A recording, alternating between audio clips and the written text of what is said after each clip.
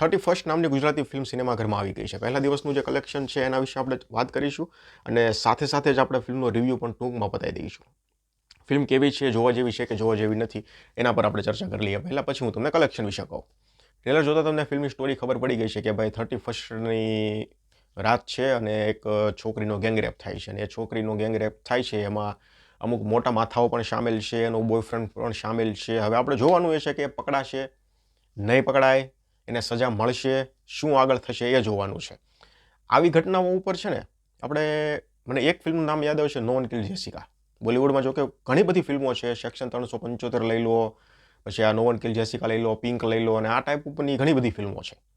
આ ફિલ્મમાં એવું છે કે મોટું માથું છે એટલે પછી એક સીધી જ વાત છે કે ભાઈ એમાં એક પોલીસવાળો છે, એક ભ્રષ્ટ પોલીસવાળો જે મોટા માથાને બચાવવા એની પૂરતી કોશિશ કરશે અને એની સામે એક ઈમાનદાર પોલીસવાળો છે એ છોકરીને ન્યાય અપાવવા માટે પૂરતી કોશિશ કરશે. હવે એ છોકરીને ન્યાય આપવા માટે એ પોલીસવાળાને કેવી કેવી મુશ્કેલીઓ આવે છે, કેવા કેવા સમયમાંથી, ખરાબ સમયમાંથી પસાર થવું પડે છે, એ બધું જ આપણે જાણીએ છીએ, આપણે ઇમેજિન કરી શકીએ છીએ, કારણ કે આપણે આ ટાઈપની ઓલરેડી ઘણી ફિલ્મો જોઈ લીધી છે. એટલે જે લોકોને આ ટાઈપનો કોન્સેપ્ટ ગમતો હોય, આ વિષય ગમતો હોય, આ વિષય પર ફિલ્મ જોવાની મજા આવતી હોય, ડેફિનેટલી એ લોકોએ આ ફિલ્મ જોવાય જ. પણ જે લોકો એમ કહેતા હોય કે ભાઈ અમે આ બધું જોઈ લીધું છે અને અમને ઠીક લાગે છે, તો પછી તમે લોકો સ્કીપ કરી દેજો, કારણ કે આ ફિલ્મમાં તમને આમ ટોપિક વાઇઝ ને સબ્જેક્ટ વાઇઝ કંઈ નવું નહીં પ્રોવાઈડ થાય. પણ ફિલ્મની મેકિંગ સરસ છે. ફિલ્મનો જે સ્ક્રીન પ્લે છે એ સ્ટાર્ટ ટુ એન્ડ તમને બાંધી રાખશે. હા, વચમાં થોડો લડખડિયા ખાય છે, પણ અંતે કંઈક ને કંઈક ફિલ્મ છે એ તમને એમ ઠીક છે, મજા આવી જવાની એવું થઈ જાય છે. બધાની એક્ટિંગ ખૂબ સરસ છે. હિતુ સરની તમે વાત કરી લો તો એક પરફેક્ટ, અને એનું જે કેરેક્ટર છે ને એમાં તમે બીજા કોઈને લગભગ ઇમેજિન ન કરી શકો કે ભાઈ આ હિતુ સર નહીં તો આની જગ્યાએ કદાચ આવો તો જામત કે નહીં જામત, એવું તમે ઇમેજિન નહીં કરી શકો. એટલે એણે પરફેક્ટ કામ કરેલું છે. એક ઈમાનદાર પોલીસવાળાનો કિરદાર નિભાવેલો છે. એની સામે જ એક ભ્રષ્ટ પોલીસવાળો કહું તમને, ચેતન દૈયાનું તમે કેરેક્ટર જોશો ને એટલે તમને નફરત થઈ જાય છે એ વ્યક્તિ યારે. અને હું એવું માનું છું કે કોઈ પણ વિલનનું કેરેક્ટર તમે પકડો કે કોઈ પણ નેગેટિવ કે શેડવાળું કેરેક્ટર તમે ફિલ્મમાં જુઓ, વેબ સિરીઝમાં જુઓ અને તમને નફરત થઈ જાય ને એટલે કલાકારની મહેનત સફળ થઈ જાય. એટલે અહીંયા ચેતન દૈયાએ એવું રીતનું કામ કરેલું છે. તમને એમ નફરત થઈ જાય, તમને એમ થઈ જાય કે હવે આને હું કઈ ગાળ દઉં.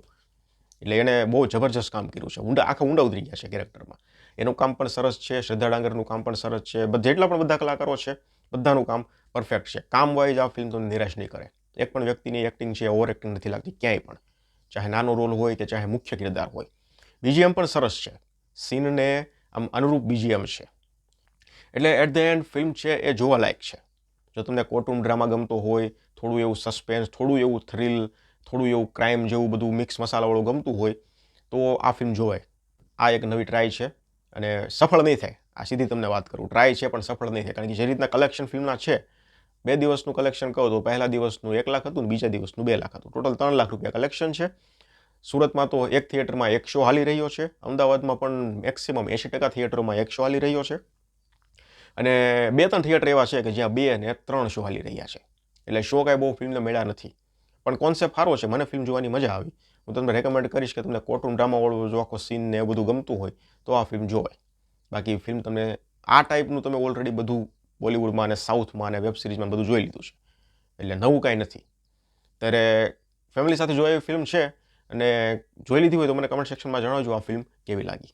ધન્યવાદ.